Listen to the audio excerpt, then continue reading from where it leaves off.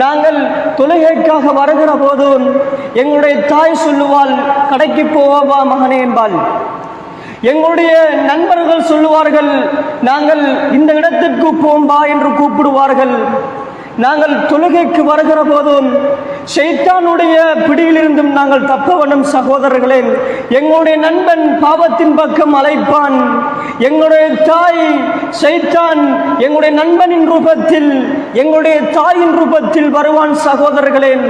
அல்லாஹ்வை நாங்கள் வணங்க வேண்டும் என்று ஒரு நல்ல நோக்கத்தில் நாங்கள் நடந்து வருவோம். ஆனால் ஷைத்தான் எங்களுடைய உள்ளத்தை மாற்றக்கூடியவன்.